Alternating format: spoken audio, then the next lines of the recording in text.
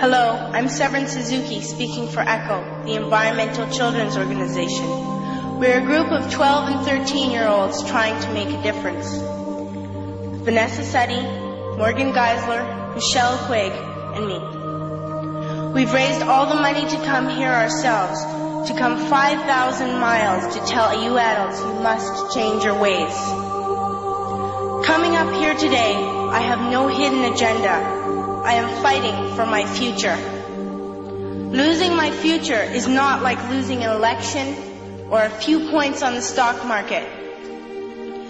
I am here to speak for all generations to come. I am here to speak on behalf of the starving children around the world whose cries go unheard.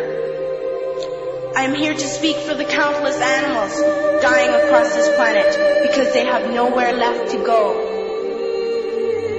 I am afraid to go out in the sun now because of the holes in our ozone. I am afraid to breathe the air because I don't know what chemicals are in it. I used to go fishing in Vancouver, my home, with my dad, until just a few years ago we found the fish full of cancers. And now we hear of animals and plants going extinct, every day vanishing forever. In my life, I have dreamt of seeing the great herds of wild animals, jungles and rainforests full of birds and butterflies. But now I wonder if they will even exist for my children to see. Did you have to worry of these things when you were my age? All this is happening before our eyes, and yet we act as if we have all the time we want and all the solutions. I'm only a child, and I don't have all the solutions. But I want you to realize, neither do you. You don't know how to fix the holes in our ozone layer.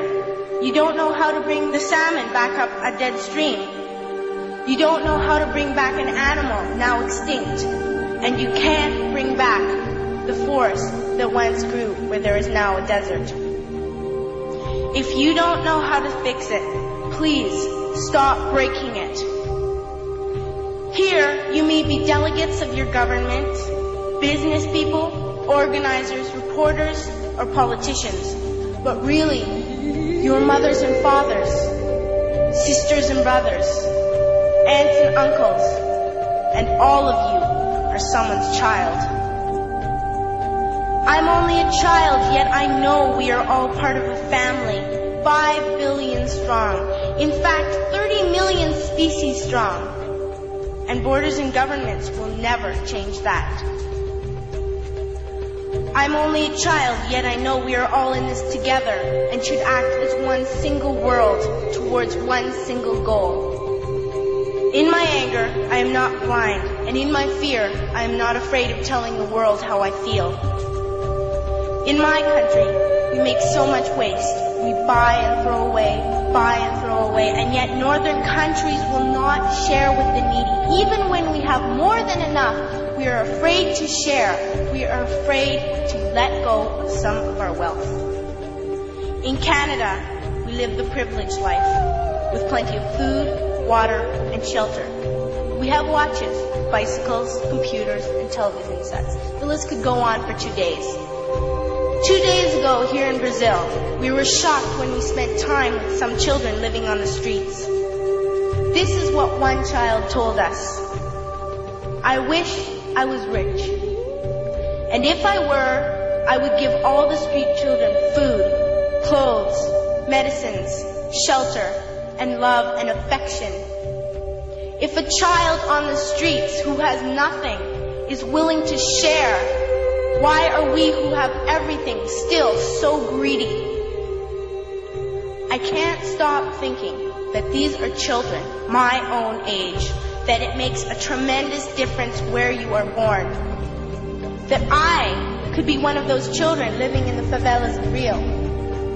I could be a child starving in Somalia, or a victim of war in the Middle East, or a beggar in India.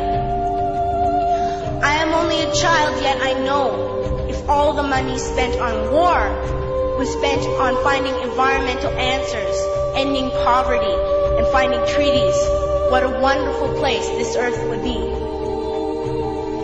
At school, even in kindergarten, you teach us how to behave in the world. You teach us not to fight with others, to work things out, to respect others, to clean up our mess, not to hurt other creatures, to share, not be greedy. Then why do you go out and do the things you tell us not to do? Do not forget why you are attending these conferences, who you're doing this for. We are your own children. You are deciding what kind of world we are growing up in. Parents should be able to comfort their children by saying, everything's going to be all right. It's not the end of the world, and we're doing the best we can. But I don't think you can say that to us anymore. Are we even on your list of priorities? My dad always says, you are what you do, not what you say. Well, what you do makes me cry at night. You grown-ups say you love us, but I challenge you, please, make your actions reflect your words. Thank you.